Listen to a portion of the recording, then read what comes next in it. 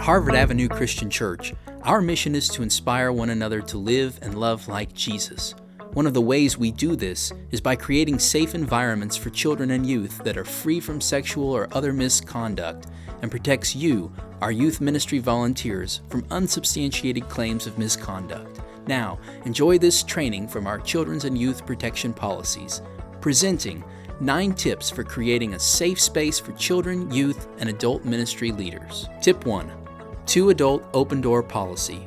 Approved adults must be present during any church-sponsored activity involving youth or children. You should conduct all events with the door open or in a room that has a window in the door. Teaching and activity areas should be visible to others at all times. At no time should you be alone with a student behind a closed door. The 2 Adult Policy extends to transportation. Always travel with multiple adults or youth in each vehicle. Make sure you obtain parents' permission for each student and document it. Tip 2. Discipline. No child shall be punished with physical pain or endurance. This means no hitting or spanking. Students may be put in a timeout in eyesight of the group. If further discipline is necessary, please consult a staff person. Tip 3. Sick or hurt children or youth. Children who are sick should be separated from other children. Notify your ministry staff person so they can contact the parent or guardian. For minor injuries, a first aid kit is on site and may be provided by a staff person and the child's parent notified. Even if a child is sick, medication is not to be given by volunteers. Repeat, medication is not to be given by volunteers. Tip 4. Major injuries. For injuries requiring treatment beyond basic first aid, stabilize the child and make sure the area around the child is safe. If everyone is out of harm's way, do not attempt to move the child. Notify the staff person over the ministry area immediately. The staff member will arrange for further care. Tip 5. Potty breaks. As adults in ministry, we answer nature's call differently depending on the age we're working with. Children under 5 should use the restroom in their classroom. If the class bathroom is unavailable, an adult should escort the child to the bathroom. First, check that the restroom is empty, then remain outside the door, then escort the child back once finished.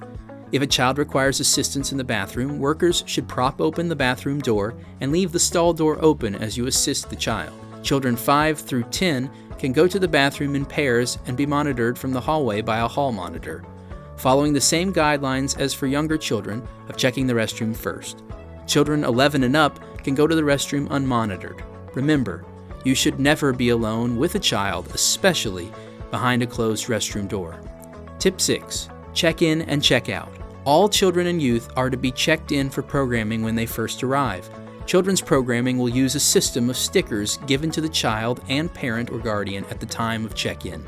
The parent-guardian must present the matching sticker to pick up his or her child. As a worker with these age groups, you are expected to acknowledge all adults at pickup and make sure that the sticker matches each child being checked out. Tip 7. Safe touch. Safe touch means the use of touch on the shoulder or hand in the company of other adults, never against a child's will, and never in a place on a child's body that a bathing suit would normally cover. If a child or youth instigates a hug, that is acceptable. Tip 8. Photos. It is Harvard Avenue's policy to obtain permission from parents before photographing and publishing images of children and youth. As such, Harvard Avenue alone may post pictures, videos, and images of students online and in media. As children and youth volunteers, you may not post videos or images of the children or youth to personal or professional online accounts. You are encouraged to share the official Harvard Avenue posts to your personal pages. In any instance, children and youth names should never be listed or linked to any online media. Tip 9. Communicating with children and youth. When in person, never talk about these things in conversation with a child. Never discuss a child's body, stories that are explicit or mature, off-color jokes, or personal adult issues of your own, especially marital or physical. Communicating outside of church settings, including social media, can be beneficial and appropriate, but never outside the times you would call a daytime business, such as early morning or late night. Include another adult or ministry leader in digital communication whenever possible, and assume that parents will read and monitor all interactions. Do not participate in communication methods that cannot be saved or shared. Child abuse occurs in many ways and could be physical, emotional, or sexual in nature, or neglect that harms a child's health and development. If you suspect abuse or misconduct of a child or youth by anyone, we are mandatory reporters, so report it to your ministry staff member. They will take further action. We should all be aware of what a child abuser looks for. They see opportunities to be alone with children, which include lack of supervision, privacy, doors that lock, chaos, or easy access. A child abuser seeks to put himself or herself in a position of authority. It is our duty to prevent such opportunities. So why do we do all this?